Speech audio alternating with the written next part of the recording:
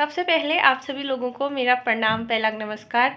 मैं कविता आप सभी लोगों का अपने यूट्यूब चैनल कविता जोशी उत्तराखंडी पर हार्दिक स्वागत करती हूं। आज मैं आप लोगों को श्रीमद् भागवत कथा के चौथे दिन की कथा सुनाऊंगी और आज कृष्ण कृष्ण लीला भी आप लोगों को दिखाऊंगी, जिसमें छोटे से कान्हा जी बनाए गए हैं और उनकी मतलब ऐसे टोकरी में उनको ले जाया गया है भागवत कथा में, तो वो भी आप लोगों को दिखाऊंगी। तो आप पूरा वीडियो देखिएगा और भागवत कथा का आनंद लीजिए।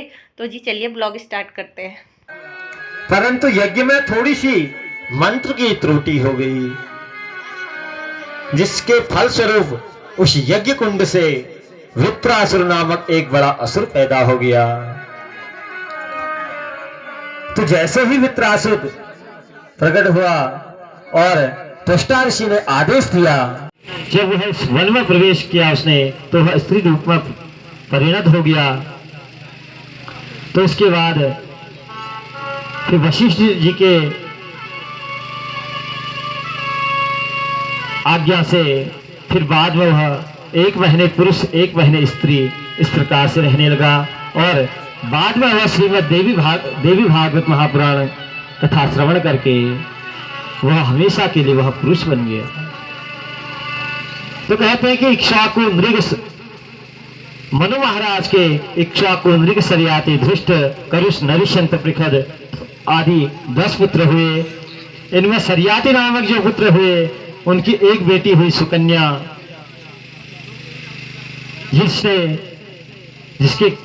जिसके द्वारा च्यवन ऋषि के नेत्र भेद दिए गए। तो इसके बाद अश्विनी कुमार के प्रभाव से च्यवन ऋषि ने नवयुग वन को प्राप्त किया। इन्हीं सरियाती के वंश में महाराज रेवत हुए। इनके 100 पुत्र हुए, ककुदमी और उनकी एक बेटी जिसका नाम है रेवती, जिनका विवाह बलराम जी के साथ हुआ। और जो दूसरे बेटे नभग के आगे नाभाग और नाभाग के बेटा हुए परम भागवत श्री अम्बरीश जी महाराज। तो अम्बरीश जी भगवान के अनन्य भक्त थे और वह भगवान की 8 याम सेवा किया करते थे। तो अम्बरीश जी महाराज का नियम था कि अपने भगवान की कथा सुनना और भगवान की गुणानुवाद हमेशा करते रहना।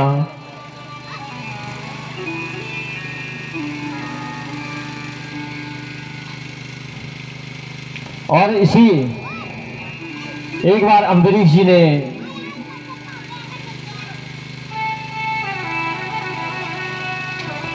अम्बरीश जी के वंश में आगे चलकर नाभागो अम्बरीशो भूत, अम्बरीश जी महाराज ये भगवान के अनन्य भक्त हुए। इन्हीं के पावन वंश में आगे चलकर युवनाश्व राजा हुए, जिन्होंने भ्रमवश अभिमंत्रित जल पी लिया और जिससे मानधाता हुए। और मानधाता के सत्यव्रत और इन्हीं के वंश में हरिश्चंद्र हुए और हरिश्चंद्र के रोहित और रोहित से बाहुक और बाहुक से सगर नामक पुत्र हुए। तो राजा सगर जो थे उनके 2 विवाह हुए और 1 से 60,000 पुत्र हुए। और अश्वमेध यज्ञ का घोड़ा जब इंद्र चुरा कर भाग रहे थे और उन्होंने कपिल मुनि के आश्रम में उस घोड़े को बांध दिया, तो कपिल मुनि के श्राप से ही वह भस्म हो गए। जब उन्होंने तो इस प्रकार से कपिल भगवान के जब नेत्र खोले तो उनसे 60,000 जलकर राख हो गए। तो कपिल भगवान ने उपाय बताया कि अगर गंगा मैया को धरती पर लाया जाए तो इन सब का उद्धार हो जाएगा।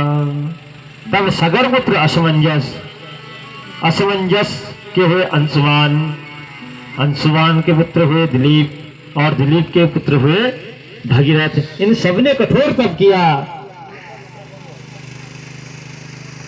और भगवान जब प्रसन्न हुए तो जब गंगा मैया प्रसन्न हुई तो उन्होंने कहा कि मेरा वेग इतना है कि अगर मैं सीधे पृथ्वी पर गिरूंगी तो मैं पाताल में चली जाऊंगी, तो मेरा वेग सहन कौन कर सकता है। तो भगवान शंकर की जटाओं में आकर गंगा जी प्रकट हुई। इसलिए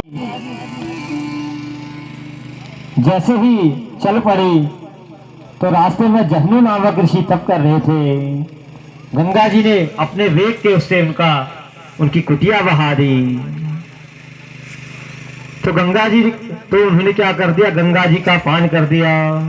और भागीरथ ने जब प्रार्थना की तो अपने कान से गंगा जी को उन्होंने प्रकट किया। इसलिए जहनु पुत्री बनकर गंगा जी प्रकट हुई। बोलिए गंगा मैया की जय। अंत में जहां सगर के 60,000 पुत्रों की जो भस्म पड़ी थी वहां गंगा जी पहुंची और सबका उद्धार किया। तो गंगा जी के विषय में कहते हैं यज्जल स्पर्श मात्रेण ब्रह्म दंड हतापि सगरात्मजिराजमुः केवलम देहवस्मभि। तो इस प्रकार से ऋतुपर्ण के सैदास के अस्मत के नारी कवच, खडवांग, दिलीप के रघु, जिनके नाम से रघुवंश चला, रघु महाराज के अज और आज के बेटे हुए दशरथ, और दशरथ जी के पुत्र हुए राम, लक्ष्मण, भरत, शत्रुघ्न। श्री सुखदेव जी महाराज ने एक श्लोक में ही पूरी राम कथा बता दी।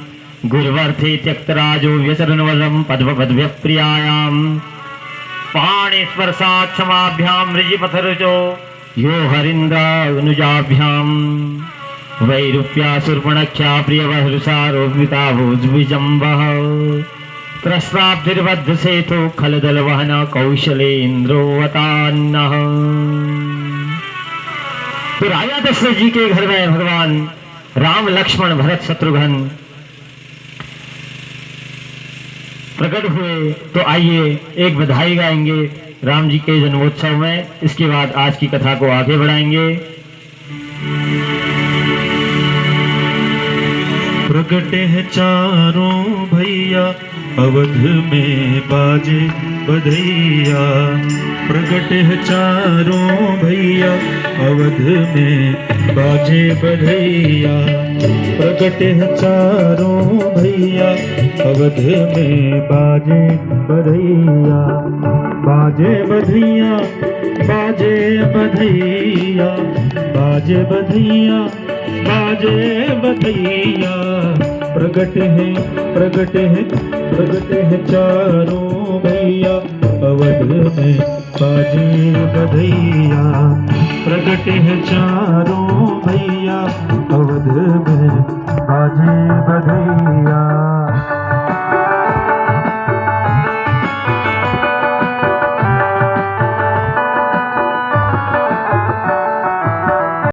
भगवान ने प्रहलाद जी को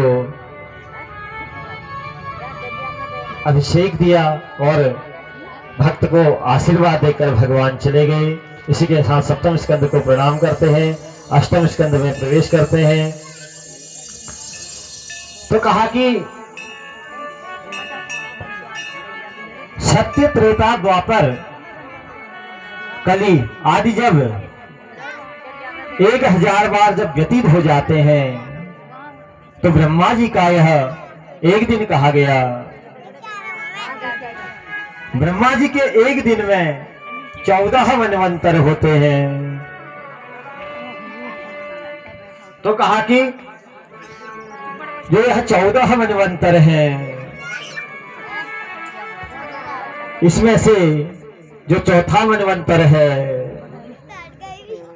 उसमें श्री सुखदेव भगवान कहते हैं त्रिकुट नामक पर्वत में एक गजराज अपनी हथिनियों के झुंड में वह विहार कर रहा था। वह इतना बलशाली था कि उसमें 10,000 हाथियों का बल था। तो वह एक दिन अपने परिवार के साथ एक सरोवर में स्नान करने के लिए गया और उसने सभी को स्नान करवाया और सभी को वह बाहर निकालते भी रहा। जैसे ही सब बाहर निकलते रहे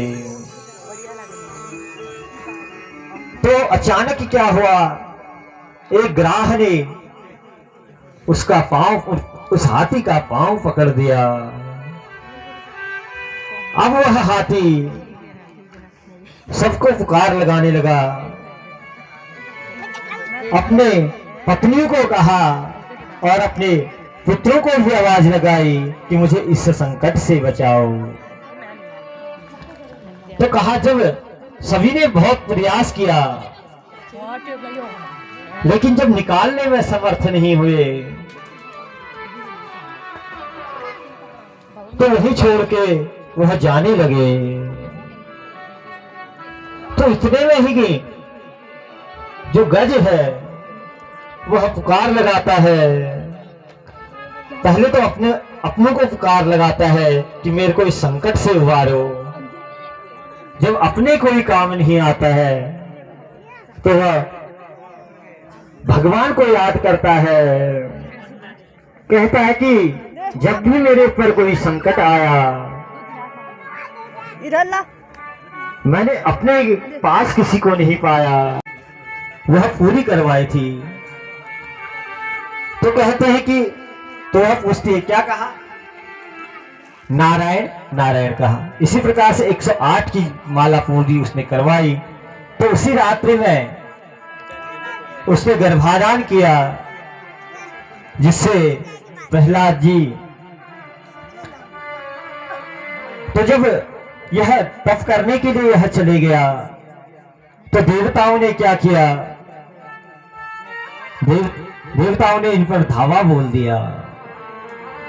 तो जब धावा बोल दिया तो उस समय कयाधु को भी इंद्र ले जाने के लिए तैयार हो गया। इंद्र कहता है, राज्य मेरा तो रानी भी मेरी। इस प्रकार से वह विचार करने लगा। तो उस समय नारद जी ने उसे फटकारा इंद्र को और कहा, इंद्र यह तुम अच्छा नहीं कर रहे हो। तो नारद जी ने उस समय उन्हें अपना आश्रय दिया और अपने आश्रम में लेके आए। तो कयाधु ने आज एक वरदान नारद जी से कहा, मुझे एक वरदान चाहिए। कहा कि मुझे आप इच्छा प्रसूति का वरदान दो। तो नारद जी ने उसे इच्छा प्रसूति का वरदान दिया। तो कहा कि जब कालांतर में वह तप करके जब पूर्ण तप हो गया, तब जब घर आया तो प्रहलाद जी को उसने देखा। तो उस समय प्रहलाद जी की उम्र थी 5 वर्ष के।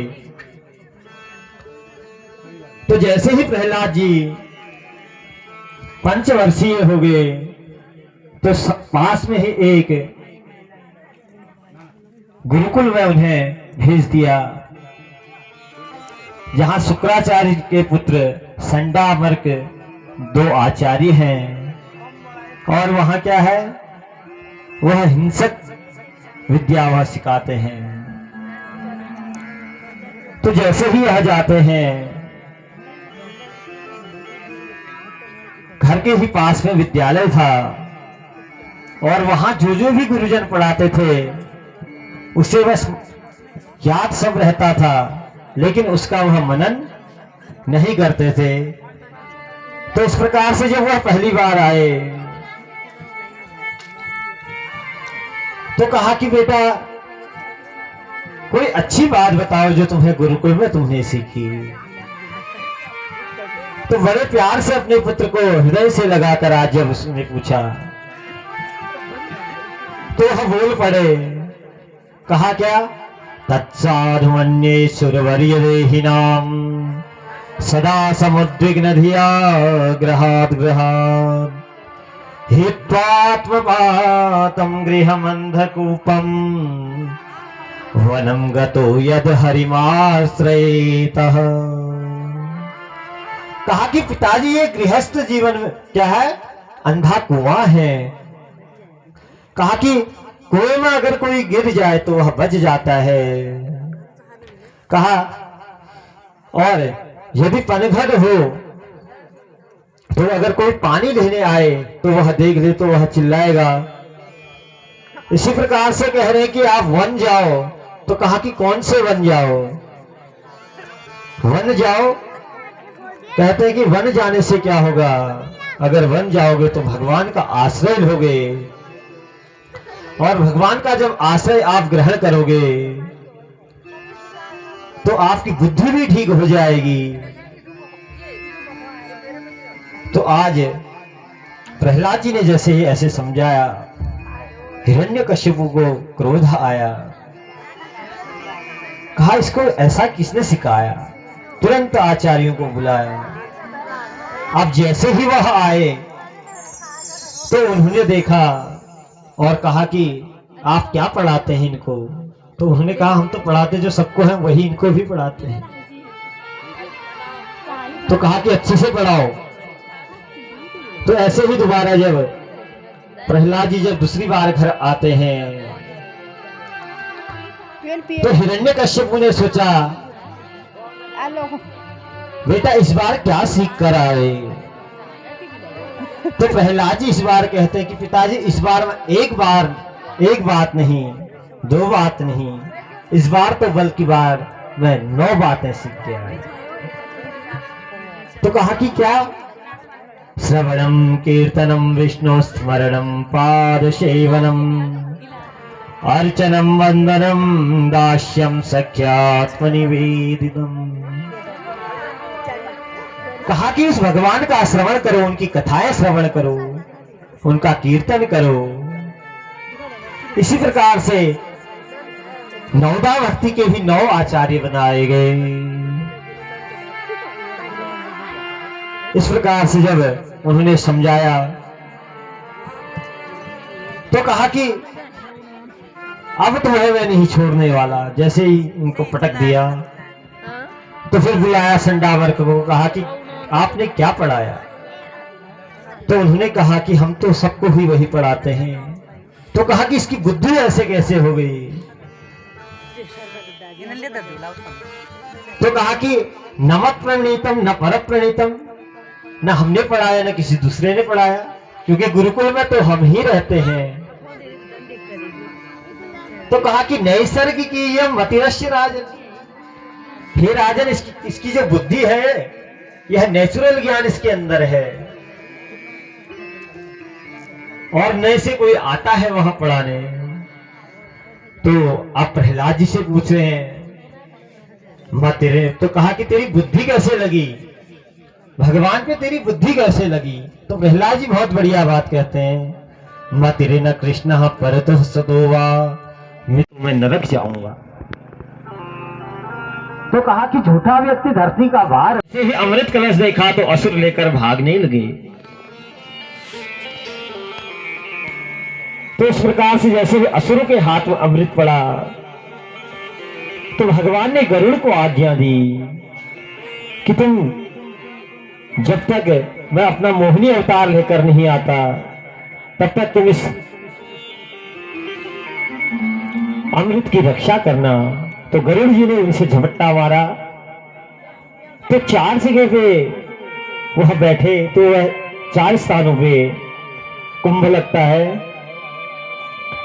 हरिद्वार, उज्जैन, नासिक और प्रयागराज, और वृंदावन में लगता है बैठक कुंभ, जहाँ पे वह बैठे थे कदम्ब के पेड़ के ऊपर, तो इसलिए वृंदावन में बैठक कुंभ लगता है।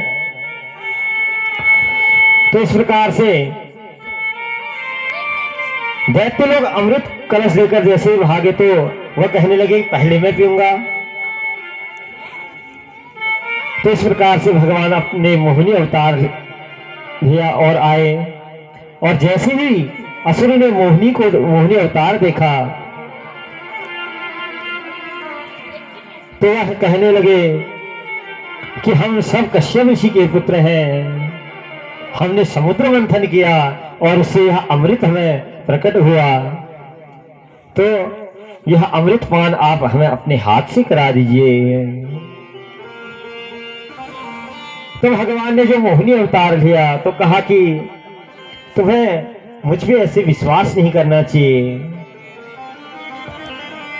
तो जब भगवान ने सोचा कि हाँ अब यह पूरी तरह से कहना मानने लगे हैं, तो भगवान ने कहा ठीक है, अमृत तो मैं सबको पिला। मोहिनी अवतार जब लिया तो कहा कि अमृत तो सबको मिलेगा, एक काम करो तुम सभी पंक्ति में बैठ जाओ। तो और असुरों को कहा कि पतला पतला देवताओं को पिला दूंगी और गाढ़ा गाढ़ा आप लोगों को। तो ऐसे ही पंक्ति में जब बैठे तो एक जगह से जब अमृत पीना प्रारंभ हुआ तो हुआ जैसे ये अमृत पी रहे थे तो अब जो स्वरभानु नामक जो असुर है वह इस बात को जान गया और सूर्य और चंद्र के बीच में आकर वह बैठ गया। तो जैसे ही अमृत तो उसने पान किया तो इतने में ही भगवान ने उसका सुदर्शन से गला काट दिया। तो ब्रह्मा जी ने कहा कि इसने अमृत पी लिया है, इसलिए इसे ग्रहों में स्थान दे देना चाहिए। तो उनको स्थान दिया गया। तो वही राहु केतु के नाम से, वैसे 7 ग्रह थे, 2 और बड़े तो 9 ग्रह जिन्हें हम कहते हैं।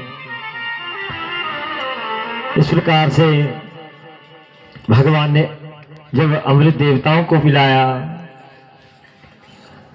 तो इस प्रकार से कहा कि कोई भी बुद्धिमान पुरुष अपरिचित स्त्री का कभी विश्वास नहीं करता। जब बहुत समझाया नहीं समझे तो कहा कि 2-3 शर्तें रखी कि अगर मैं जब अमृत बांटो तो मेरे से कोई सवाल जवाब नहीं करोगे।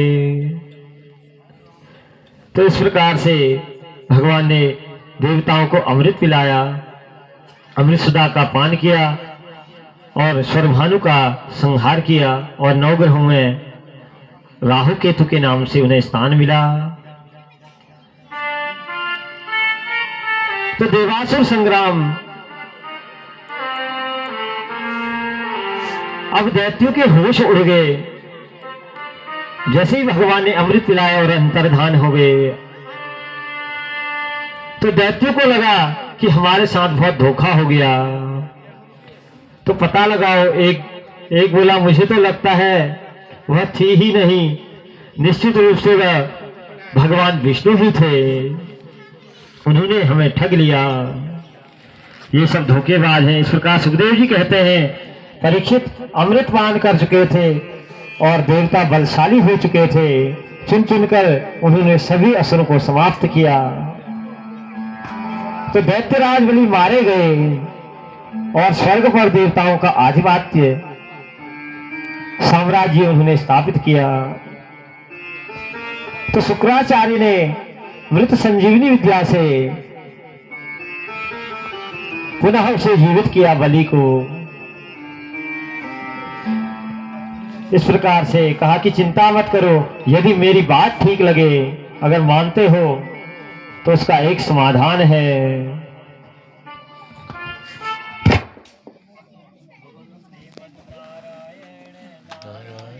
हरि गोविंद नारायण, हरि हरि गोविंद नारायण।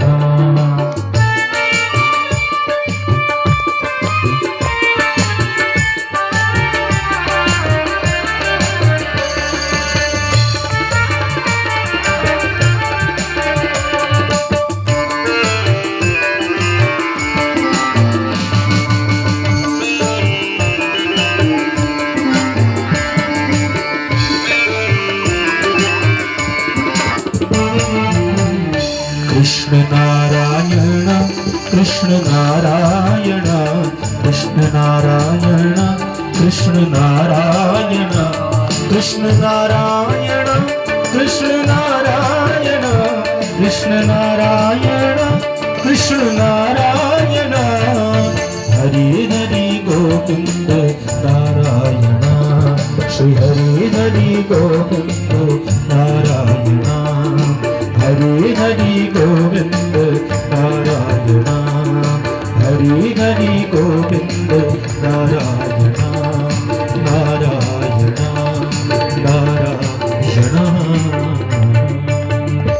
लगता है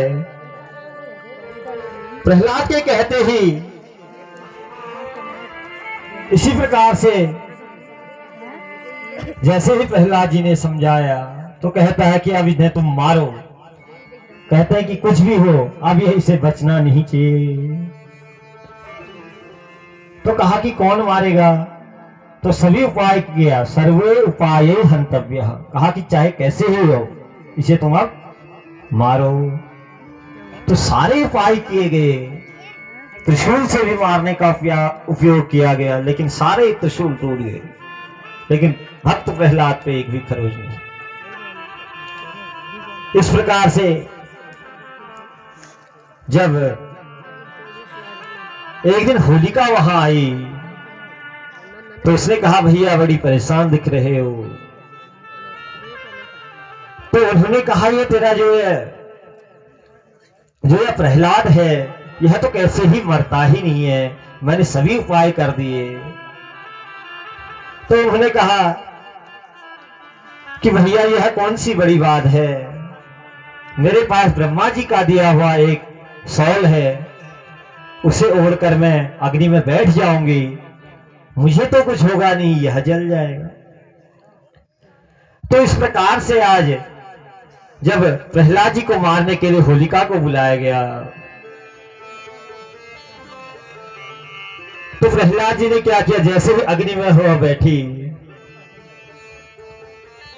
तो प्रहलाद जी ने जो शॉल ओढ़ी थी उसे धीरे धीरे खींचा, प्रहलाद जी उसमें ओढ़ दिया उन्होंने, और होलिका जल के मर गई। इस प्रकार से भी जब भक्त प्रहलाद को कुछ नहीं हुआ तब तो और वह सोचने लगा कि आखिर ये मरता क्यों नहीं है। तो उन्होंने कहा एक बार ऐसे ही, देवासुर मनुष्यो वा यक्षो गंधर्वै वा भजन मुकुंद चरणम स्वस्तिमान स्या यथा भवम। तो कहा कि तो तुम्हारा नारायण कहाँ है? उन्होंने कहा कि दृश्यते, उन्होंने कहा कि हर जगह है। तो इतने में ही उन्हें कहा क्या कस्मात स्तंभे, क्या इस खंबे में भी है? तो भक्त प्रहलाद ने कहा लेकिन भगवान ने एक चीज सोचा था, भगवान ने कहा मैं तभी अवतार लूंगा जिस समय यह भक्त प्रहलाद में जब यह अत्याचार करेगा और जैसे ही उसे मारने के लिए वह करेगा तो उसी समय मैं प्रकट होऊंगा। आज भक्त के मान को रखने के लिए भगवान खंबे से प्रकट हुए, और जैसे ही उन्होंने कहा कि खंबे में हैं तो उन्होंने कहा दृश्यते, मुझे तो दिख रहे हैं। तो इतने में ही उसने खंबे पे जैसे ही प्रहार किया तो उससे भगवान नरसिंह प्रकट होते हैं। तो इसने वरदान पहले जो मांगे थे, कहा न दिन में मरूंगा न रात में मरूंगा, न अस्त्र से मरूंगा न शस्त्र से मरूंगा। कहा कि ब्रह्मा की सृष्टि में किसी से नहीं मरूंगा। तो आज वह सब वरदान भगवान सिद्ध करने के लिए नरसिंह रूप धारण करके आए, और जैसे ही उसने खंबे में प्रहार किया तो उस खंबे से भगवान नरसिंह प्रकट हो गए। बोलिए नरसिंह भगवान की जय। तो जैसे ही नरसिंह भगवान प्रकट हुए तो वह फिर भी लड़ने के लिए उनके लिए तैयार होता है। तो भगवान पहले उसे अपनी गोद पर बैठाते हैं और देहली पर ले जाते हैं।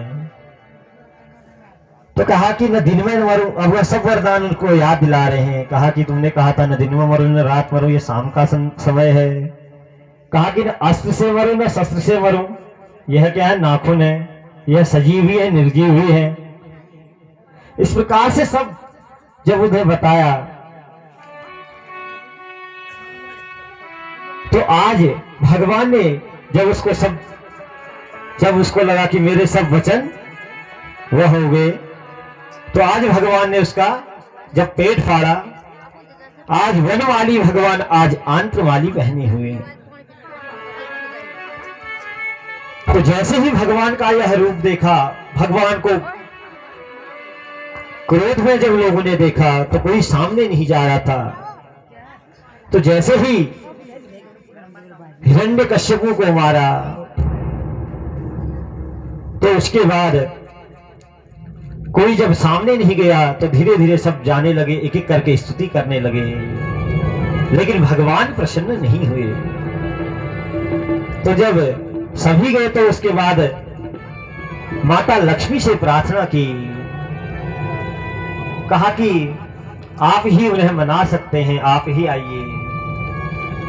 तो आज माता लक्ष्मी आई, बढ़िया पूजा की थाल लेके आई, और जैसे ही भगवान का वह रूप देखा तो थाली फेंक के चले गई। तो इस प्रकार से जब तो यह दृश्य सब प्रहलाद जी देख रहे थे, लेकिन प्रहलाद जी डरे नहीं।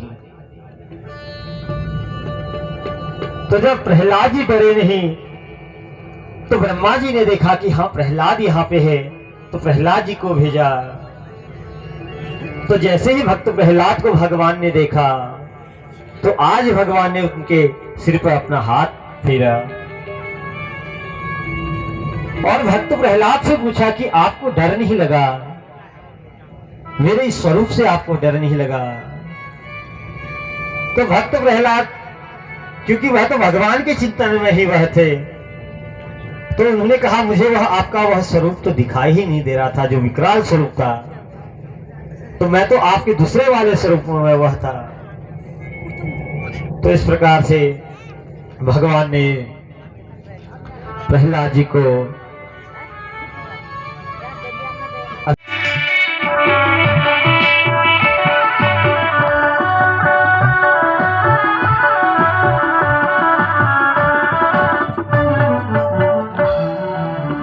राजा लुटावे अन धन सोना, राजा लुटावे अन धन सोना, राजा लुटावे अन धन सोना, राजा लुटावे अन धन सोना, भैया लुटावे रुपैया अवध में बाजे बधैया, प्रगट है चारों भैया अवध में बाजे बधैया, बाजे बधैया, बाजे बधैया, बाजे बधैया, बाजे बधैया, प्रगट है चारों भैया अवध में बाजे बधैया, प्रगट है चारों भैया अवध में बाजे बधैया।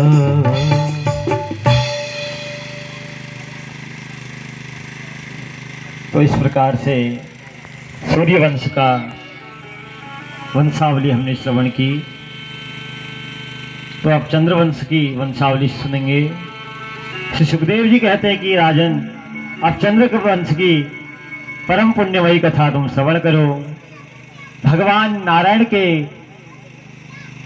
कमल से ब्रह्मा, ब्रह्मा के पुत्र हुए अत्रि, और अत्रि के बेटे हुए चंद्रमा, इनसे ही चंद्रवंश चला। चंद्रमा के हुए बुध, बुध के हुए पुरुरवा, और इन्हीं पुरुरवा का दूसरा नाम है एल। राजा एल का विवाह उर्वशी अप्सरा के साथ हुआ।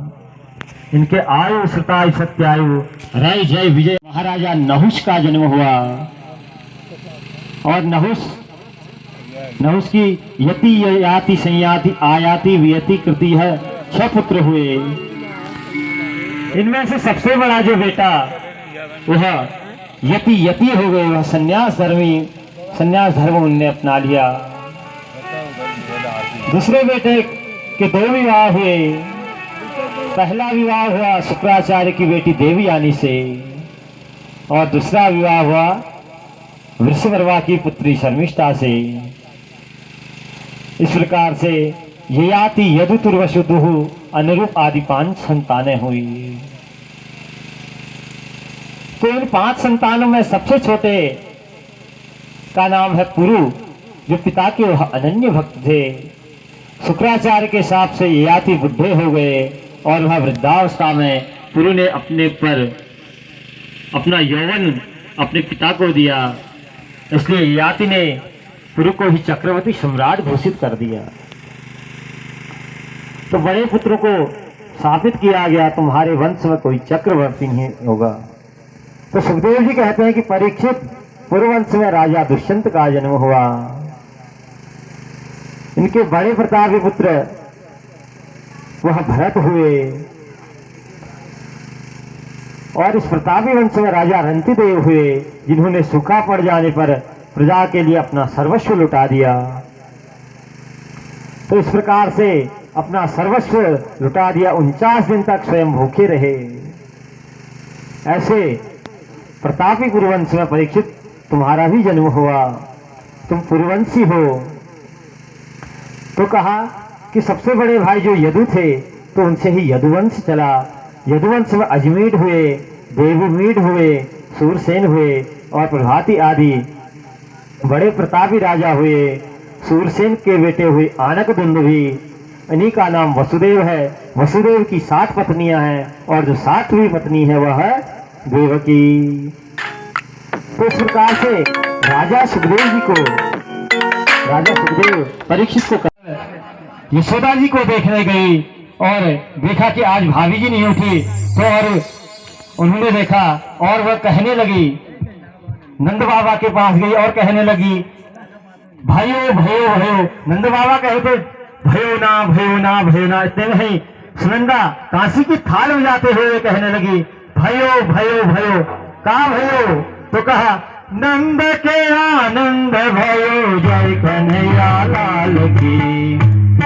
आनंद भयो जय कन्हैया लाल की, नंद के आनंद भयो जय कन्हैया लाल की, नंद के आनंद भयो जय कन्हैया लाल की, जय कन्हैया लाल की, मदन गोपाल की, जय कन्हैया लाल की, मदन गोपाल की, जय कन्हैया लाल की, मदन गोपाल की, जय कन्हैया लाल की, मदन गोपाल की, नंद के आनंद भयो जय कन्हैया लाल की, नंद के आनंद भयो जय कन्हैया लाल की, नंद के आनंद भयो जय कन्हैया लाल की।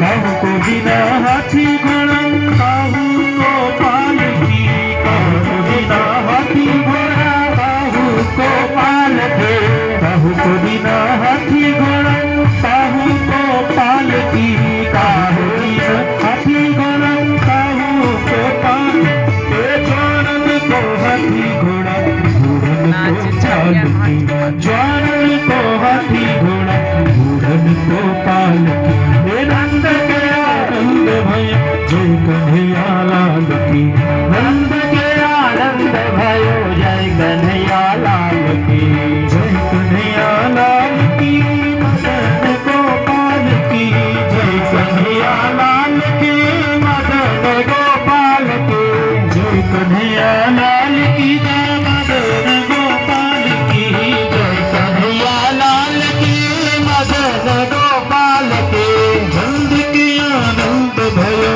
जय कन्हैया लाल की, नंद के आनंद भयो जय कन्हैया लाल की। कहु को बिना लड्डू पेड़ा, कहु को लापसी, कहु को बिना लड्डू पेड़ा, कहु को लापसी, जानन को लड्डू पेड़ा, बूढ़न को लापसी, जानन को लड्डू पेड़ा, बूढ़न को लापसी, नंद के आनंद भयो जय कन्हैया लाल की, नंद के आनंद भयो जय कन्हैया लाल की, जय कन्हैया लाल की, मदन गोपाल की, जय कन्हैया लाल की, मदन गोपाल की, जय कन्हैया लाल की, मदन गोपाल की, मदन गोपाल की, नंद के आनंद भयो जय कन्हैया लाल की, नंद के आनंद भयो जय कन्हैया लाल की, नंद के आनंद भयो जय कन्हैया लाल की, नंद के आनंद भयो जय कन्हैया लाल की। बोल कृष्ण कन्हैया लाल बोलिए कृष्ण कन्हैया लाल की जय, आनंद कंद भगवान की जय। कहाँ नीचे फेंक वामन उनके द्वार पहुंचे तो पहले तो कहा कि ब्राह्मण देवता आपको क्या चाहिए, और उन्हें पूछा तो उन्होंने कहा हमें आपके राजा से ही मिलना है। तो भगवान जब वहां पहुंचे और बलि ने देखा तो बलि कहने लगा यद्वद्वदो वांछति तत्प्रैरिच्यः मे परमार्थितम विप्रसुतानुतर गई गाम कांचनम गुणवद्धाममिष्टम तथानुपेयम उत वा विप्रकन्या। तो वामन भगवान पहले मुस्कुराए और बलि महाराज की प्रशंसा के पुल बांध दिए और कहा आपके वचन आपके भी कुल के अनुरूप है, आपका कुल इतना महान है। तो कहा कि आपको क्या चाहिए, गाय चाहिए, अन्न चाहिए। तो भगवान ने जब कुछ नहीं कहा तो कहा अच्छा आपको विप्र कन्या चाहिए विवाह के लिए। तो उन्होंने कहा नहीं। तो भगवान ने कहा पदानी त्रीणि दत्तानी, मुझे तीन, केवल आपके मेरे को 3 पग भूमि दे दीजिए। तो यह दृश्य सब शुक्राचार्य यह दृश्य देख रहे थे, कह रहे थे ब्राह्मण इतना संतुष्टि ब्राह्मण मैंने तो देखा नहीं। तो कहा कि मुझे 3 पग जमीन चाहिए, वह भी अपने पांव से नाप कर लूंगा। तो शुक्राचार्य यह सब बात देख रहे थे और कहा कि यह ब्राह्मण नहीं हो सकता इतना संतोषी। तो कहा यह नारायण है साक्षात। तो इस प्रकार से तो भगवान ने जब वह किया तो वह समझाता है। तो भगवान ने कहा कि अगर आप देना ही चाहते हैं तो संकल्प पूर्वक दान दीजिए। तो कहा कि अगर संकल्प पूर्वक दान देंगे तो उसमें ब्राह्मण का पूर्ण अधिकार होता है महाराज। तो उन्होंने कहा कि पहले संकल्प करो। तो शुक्राचार्य जी ने जब देखा कहा कि अरे मत देना, ये क्या है, ये विष्णु है तो ये छलने के लिए आया है। तो उसने कहा कि नहीं मैं दूंगा। तो आज वह देने के लिए वह तैयार हुए। तो शुक्राचार्य कहते कि नहीं बलि अभी भी समय है, यह तुझे लूट लेगा। तो जब भगवान ने समझा, जब बहुत समझा प्रेणितानी सदृशति, तो कहते कि ब्राह्मण एक बार बोलता है और राजा एक बार बोलता है, राजा एक बार बोलता है फांसी तो फांसी। और कहा कि कन्या का विवाह जो पिता होता है वह एक बार करता है। तो कहता है कि मैंने इस ब्राह्मण को वचन दे दिया है और वह अपनी बात से मुकर नहीं सकता, मैं तो इसे दूंगा। तो आज शुक्राचार्य ने बलि को श्राप दे दिया जब नहीं माना। कहा कि जब उसने कहा कि मैं दूंगा ही 3 पग धरती। तो आज शुक्राचार्य को जब क्रोध आया तो उन्होंने उसे श्राप दे दिया, जा तू स्त्रीहीन हो जा। तो कहा कि आज बलि के सामने एक दुविधा खड़ी है। तो कहते हैं गुरु गोविंद दो खड़े काके लागो पाए, बलिहारी गुरु आपने गोविंद दियो बताए। तो यह दुविधा आज बलि के सामने खड़ी हुई। एक तरह गुरु है, एक तरह गोविंद है। तो आज बलि कहता है कि मैं किसका पक्ष लूं। तो कहा कि साधन कब तक अपनाओ जब तक साध्य प्राप्त न हो जाए। तो यहाँ पे वह कहते हैं कि धन्यवाद गुरुजी, आपने हमें परमात्मा से मिला दिया, बलिहारी गुरु आपने गोविंद दियो बताए। तब से यह सुक्ति चले आई। और जैसे ही अब बलि ने जैसे संकल्प कर रहा था तो शुक्राचार्य अभी भी लगे हैं कि मैं इसे रोकूंगा। तो जैसे ही बलि की जो पत्नी है विंध्यावली, जैसे ही वह सागर लाने गई जिसमें आगे से जलधारा होती है, तो इतने में ही शुक्राचार्य उसके अंदर प्रविष्ट हो गए। उसने कहा कि बिना पानी के संकल्प तो हो नहीं सकता, तो मैं होने ही नहीं दूंगा। तो इतने में ही भगवान ने कहा कि अरे देने वाला कोई और, लेने वाला कोई और, तुम बीच में क्या हुआ कर रहे हो।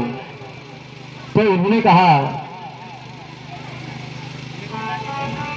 और इस प्रकार से शुक्राचार्य की एक आंख भगवान ने फोड़ दी, और इस प्रकार से बलि ने 3 पग धरती भगवान को दी। तो 2 पग में तो भगवान ने 7 लोग नीचे 7 लोग ऊपर नाप दिए, और तीसरा पग कहाँ रखूं। तो बलि कहता है, तो तीसरा पग आप मेरे सिर पर रखिए। तो आज बलि भगवान से कह रहा है कि धन बड़ा होता है कि धनवान बड़ा होता है। तो कहा कि अभी तक आपने मेरा धन यह नापा, लेकिन तीसरा सिर आप मेरे सिर पे रखिए। तो इस प्रकार से बलि ने भगवान को 3 पग धरती दी, और भगवान ने भी उसे कहा कि आने वाले मनवंतर में तुम राजा बनोगे। इस प्रकार से भगवान उसे आशीर्वाद देकर चले गए। इसी के साथ अष्टम स्कंद को प्रणाम करते हैं, नवम स्कंद में प्रवेश करते हैं। तो कहा कि ब्रह्मा जी के जो मरीचि के बेटे हुए कश्यप, और कश्यप जी के बेटे हुए विवस्वान सूर्य, और वहीं से यह सूर्य वंश चला। तो कहा कि मनु महाराज से कोई संतान नहीं होती, तो सूर्य वंश के आदि गुरु वशिष्ठ राजा ने उनकी प्रार्थना से पुत्रेष्ठ यज्ञ करवाया, और राजा चाहते थे कि पुत्र हो, और रानी चाहती थी कि पुत्री हो। तो इस प्रकार से जब यज्ञ किया, तो यज्ञ में नियुक्त ब्राह्मणों को ऐसा कहा कि पुत्री हो, अगर पुत्री होगी तो मैं आपको बहुत दक्षिणा दिलाऊंगी। तो सभी पंडितों तो संकल्प में हुई, तो जिससे पुत्री की उत्पत्ति हुई। तो राजा ने वशिष्ठ जी से कहा कि आपके मंत्र का ऐसा प्रभाव क्या पड़ा, हम तो पुत्रेष्ठ यज्ञ कर रहे थे, तो यहाँ पुत्री कैसे होगी। तो वशिष्ठ जी ने कहा कि मैं इसी पुत्र को, इसी स्त्री को पुरुष बना देता हूं। तो उसका नाम पड़ा सुद्युम्न। तो एक दिन यह सुद्युम्न शिकार खेलने के लिए यह जंगल में गया।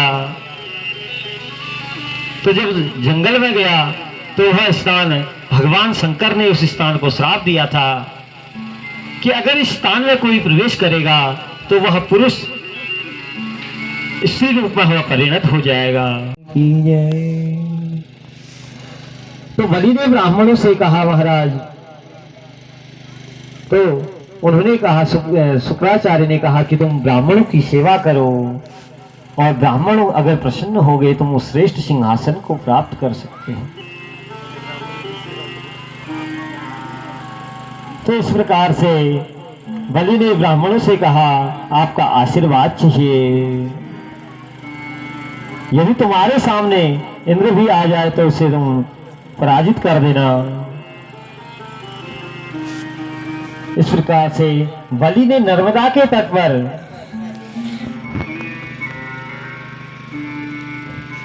वह यज्ञ प्रारंभ कर दिए।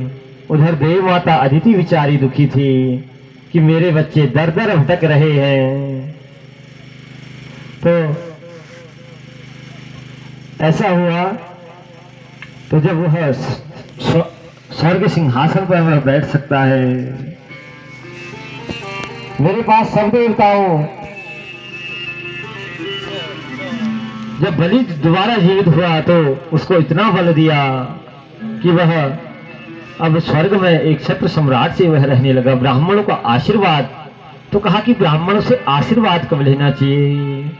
तो शास्त्र कहते हैं संध्यांते शिव पूजान्ते भोजनान्ते तथैव च त्रिभिर्वर्षैस्त्रिभिर्माशैः त्रिभिर्वक्षेण सिद्ध्यति। तो कहा कि ब्राह्मणों से आशीर्वाद लेना चाहिए संध्या के समय, संध्यांते या पूजान्ते, पूजा के अंत में या तो भोजन के अंत में ब्राह्मणों से आशीर्वाद लेना चाहिए। तो इस प्रकार से आज बलि दोबारा स्वर्ग का राजा बना और माता अदिति आज परेशान थी कि मेरे बच्चे इधर उधर भटक रहे हैं। तो उन्होंने आज कश्यप जी से एक व्रत पूछा। तो कश्यप जी ने उन्हें एक व्रत बताया। फाल्गुनस्यामले पक्षे द्वादशाहं पयोव्रतः। कहा कि जो यह व्रत है देवी, यह फाल्गुन मास के शुक्ल पक्ष में यह किया जाता है। 12 दिन तक केवल दूध पीकर भगवान नारायण की उपासना की जाती है। उस पयोव्रत को तुम ठीक से पालन करो तो तुम्हारा मनोरथ सिद्ध होगा। तो कालांतर में भाद्रपद शुक्ल द्वादशी के दिन अभिजित मुहूर्त मध्याह्न 12 बजे अदिति के गर्भ से भगवान से वामन का प्रादुर्भाव हुआ। बोलिए वामन भगवान की जय। तम वटुम वामनम दृष्ट्वा मोदमान महर्षयः कर्माणि कारयामाशु पुरस्कृत्य प्रजापतिम्। तो वामन भगवान को देखकर सब मुग्ध हुए जा रहे थे। तो ऋषिकुल में प्रभु प्रकट हुए और सभी ने भगवान वामन का बहुत सुंदर यज्ञोपवीत संस्कार संपन्न किया। जिसका यज्ञोपवीत संस्कार विधिवत हुआ वह द्विज कहलाने का अधिकारी है। तो इस प्रकार से तो यज्ञोपवीत क्या होता है? तो कहते हैं द्वाभ्याम द्विज संस्काराभ्याम। तो भगवान का यज्ञोपवीत संस्कार हुआ। तो भगवान के यज्ञोपवीत संस्कार में ब्रह्मा जी ने कमंडलू उन्हें प्रदान किया और अदिति मैया ने उन्हें लंगोट प्रदान की और कश्यप जी ने मेखला बांधा और सरस्वती मैया ने रुद्राक्ष की भेंट की। इस प्रकार से आकाश ने छत्र और कुबेर ने भिक्षा पात्र और अन्नपूर्णा मैया ने भिक्षा प्रदान की। बृहस्पति जी ने गायत्री मंत्र फूंक कर यज्ञोपवीत धारण कराया और भिक्षा में जो कुछ मिला वह वामन भगवान ने गुरुदेव बृहस्पति को वह अर्पण कर दिया। तो इस प्रकार से जो बलि थे वह नर्मदा के तट पर वह यज्ञ कर रहे थे। तो जैसे ही बृहस्पति को वह भिक्षा दी, जो निवेदित की, जो वह भिक्षा लाए थे, तो उन्होंने कहा इतनी कम भिक्षा से क्या होगा? तो उन्होंने कहा गुरुजी अभी तो हमारे पास है नहीं, फिर हो जाएगा। उन्होंने कहा नहीं अभी चाहिए। तो उन्होंने बताया कि तुम नर्मदा के किनारे पे चाहिए, वहां जो बलि है, जो बलि राजा है वह वहां यज्ञ कर रहे हैं। और बलि क्या है? वह नियमित ब्राह्मणों को दान किया करता था। जैसे भी आज वह यज्ञ करने के प्रधान होता है कि किसकी पूजा करें, तो प्रथम पूजा के लिए द्वारिकाधीश का नाम सामने आया। तो इतने में ही शिशुपाल ने गालियों की बौछार लगा दी। तो शिशुपाल कौन है? भगवान की बुआ के लड़के हैं। तो कहते हैं कि शिशुपाल जब यह बचपन में जब इनका जब जन्म हुआ तो यह कुरूप थे। तो ज्योतिषों को जब दिखाया तो उन्होंने कहा कि जिसके गोद में जाकर ये इसका रूप सही हो जाएगा उसी के द्वारा इसकी मृत्यु होगी। तो जैसे ही अब कोई भी उनके घर में आए तो वह उसे पकड़ दें कि किसकी गोद में वह ठीक हो जाए। तो ऐसे ही एक बार भगवान गए, तो भगवान गए तो बुआ ने उनको ही शिशुपाल को दिया। तो जैसे ही दिया तो वह उसके अंग सही हो गए, उसका स्वरूप सही हो गया। तो इतने में ही भगवान की बुआ रोने लगी। तो भगवान ने कहा, बुआ आप क्यों रो रही हैं? तो उन्होंने कहा कि तुम मुझे वचन दे कि तू इसे नहीं मारेगा। जब पूरी बात पता चली तो भगवान ने कहा कि बुआ मैं भी आपको वचन देता हूं, मैं इसकी 100 गालियां माफ करूंगा। जिस दिन ये 100 से ऊपर पार कर लेगा उस दिन मैं इसका सर काट दूंगा। तो इस प्रकार से तो कहते कि उसी यज्ञ में भगवान ने उसका सिर काटा था। इस प्रकार से तुरंत युधिष्ठिर जी ने नारद जी से प्रश्न पूछा,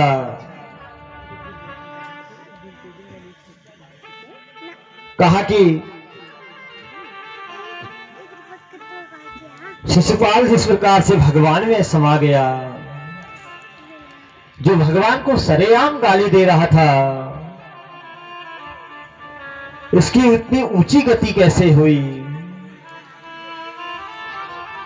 तो कहा कि ऐसा नहीं है कि भगवान को भजना है कि एक ही भाव से भरे।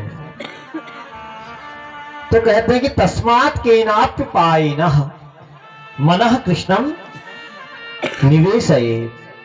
चाहे आप भगवान को किस भाव से भजते हैं, लेकिन आपको मन भगवान में लगाना है। तो इस प्रकार से तृतीय स्कंद में हमने श्रवण किया, जो हिरण्यकश्यपु का, जो भाई कल हिरण्याक्ष का हमने चरित्र कल श्रवण किया। तो जब हिरण्याक्ष का जब वध हो गया तो अपने भाई के वध को सुनकर आज हिरण्यकश्यपु तिलमिला गया। कहता है इस विष्णु ने मेरे भाई का वध किया और मैं भी प्रतिज्ञा करता हूं कि मैं इसके खून से अपने भाई का तर्पण करूंगा। इस प्रकार से आज वह प्रतिज्ञा करता है। तो इस प्रकार से वह जब सोच रहा था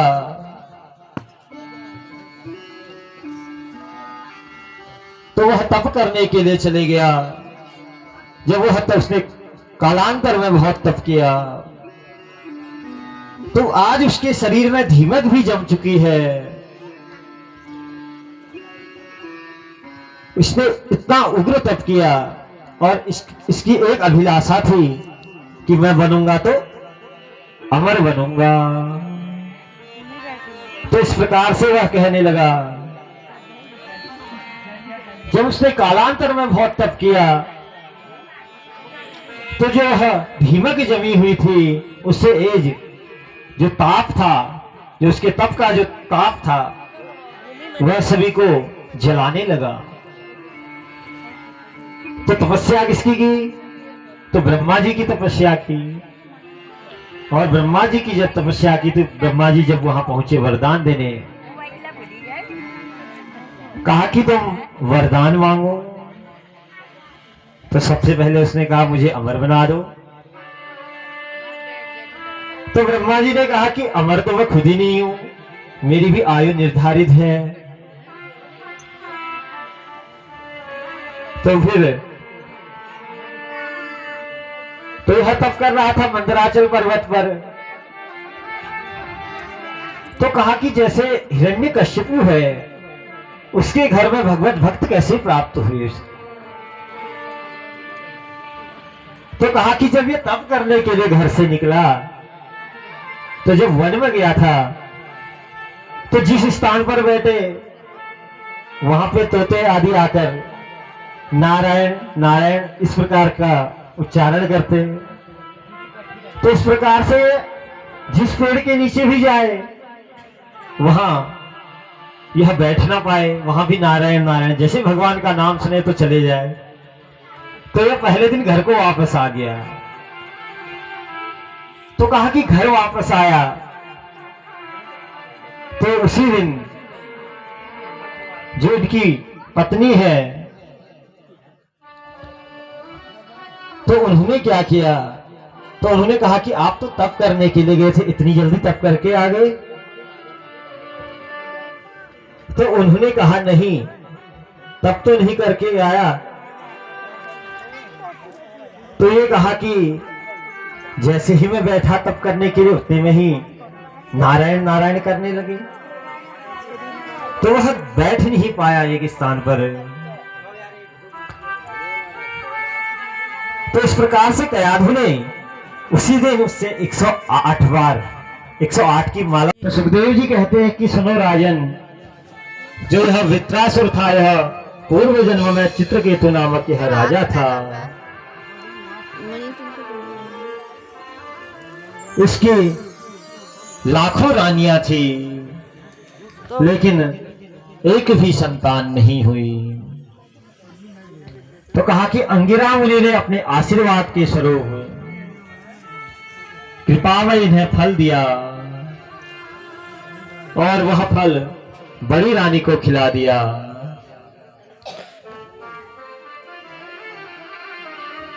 तो बड़ी रानी को खिलाया, तो और जो रानियां थी उनमें आपस में वह होने लग गया कि फल इसे ही क्यों खिलाया गया।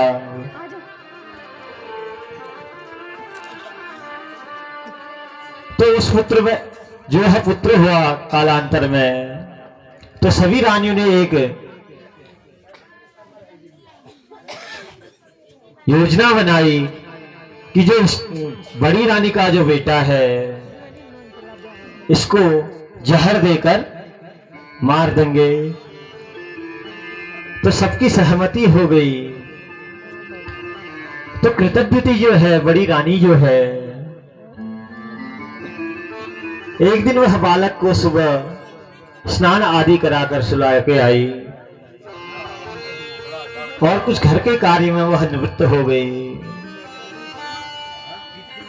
तो जब रानी ने देखा कि बहुत समय हो गया है कि पुत्र अभी तक जगा नहीं, तो रानी ने अपनी दासी से कहा कि जाओ तुम पुत्र को लेकर आओ। तो इसके बीच का जो समय था, उसी में है उन्होंने योजना बनाकर उसे जहर पान करा दिया। तो जब जहर पान कराया, तो वहां जब दासी ने देखा कि वह पुत्र तो मरा हुआ है, तो वह देखते ही वही मूर्छित हो गई। जैसे ही फिर रानी ने दूसरे को भेजा, तब रानी को पता चला कि उसका पुत्र मर गया है। तो अब तो रानी और राजा, क्योंकि बड़ी कष्ट से उनमें एक संतान की प्राप्ति हुई थी, तो उनका सबसे ज्यादा जो मोह था उस पुत्र के प्रति था। तो जैसे ही वह दोनों पहुंचे, तो वह उसे पकड़ के लिपट लिपट कर वह रोने लगे। तो राजा ने भी विचार किया, जब मैं सुबह राजसभा गया उस समय पुत्र ठीक था, तो आखिर इसे हुआ क्या, मैं यह जानना चाहता हूं किस कारण से इसकी मृत्यु हुई। तो इस प्रकार से वह विलाप कर ही रहा था, तो वहां नारद जी का आगमन होता है। तो राजा चित्रकेतु कहता है कि नारद जी से कहता है कि आखिर यह पुत्र मरा कैसे, मैं यह जानना चाहता हूं। क्योंकि वह बहुत शोक कर रहा होता है कि यह मेरा बेटा। तो नारद जी समझ गए। तो नारद जी ने जब उन्हें समझाया, तो वह नहीं समझे। तो उन्होंने कहा कि नारद जी से कहा कि आप तो देवता हैं, आप इसे जीवित कर सकते हैं, आप मरे हुए को भी आप जीवित कर सकते हैं। तो नारद जी ने जल्दी से क्या किया, कमंडल से जल लिया और उसके ऊपर छिड़काव कर दिया। तो जैसे ही उसके ऊपर छिड़काव किया, और राजा चित्रकेतु उससे मिलने के लिए जैसे ही चिपट रहा था तो उसने एक धक्का मारा उसे। जैसे भी वो कह रहा था बेटा बेटा कह के जा रहा था, तो उसको कहा कि तो उसने कहा कि तुम तो मेरे बेटे हो। तो उन्होंने कहा किस जन्म का बेटा? कहा कि हमारे अनेक जन्म हुए, किसी में मैं आपका बेटा तो किसी में आप मेरे बेटे बने। तो जब यह दृश्य राजा ने चित्रकेतु ने देखा तो चित्रकेतु के अंदर वैराग्य उत्पन्न हो गया। कहा कि जिसके लिए मैं इतना रो रहा हूं वह तो मेरा है ही नहीं। तो इस प्रकार से राजा चित्रकेतु के अंदर वैराग्य आ गया। तो इस प्रकार से नारद जी बोले, अब चित्रकेतु विद्याधर बनकर विमान में बैठा विचरण कर रहा था। तो एक बार कैलाश से जब वह कैलाश पर्वत पर वह जब पहुंचा तो उसने देखा कि भगवान शंकर और माता भवानी को अपनी गोद में बैठा कर बैठे हैं और संतों को ब्रह्म ज्ञान का वह उपदेश दे रहे हैं। और सबके बीच में आकर भगवान भोलेनाथ को उसने उल्टा सीधा कह दिया और वह कहने लगा, यह शिष्टाचार सिखाने वाले कहां से आ गए? तो भवानी को इतने में क्रोध आ गया। उन्होंने कहा यह हमें शिष्टाचार सिखा रहा है। तो वहां सनकादि भी बैठे हुए थे। तो माता भवानी को जब क्रोध आया तो उन्होंने उसे श्राप दे दिया, ए दुर्मति तू पापपति तू असुर हो जा। इस प्रकार से उसे जब श्राप दिया तो माता पार्वती का जो हृदय था वह चित्रकेतु का जो स्वभाव था उससे उनके ऊपर दया आ गई और कहा कि मेरा साप कभी मिथ्या नहीं होता। तुम असुर तो बनोगे लेकिन उसमें भी तुम्हारे अंदर भगवत बुद्धि बनी रहेगी। तो वही चित्रकेतु माता भवानी के हिसाब से वित्रासुर बना।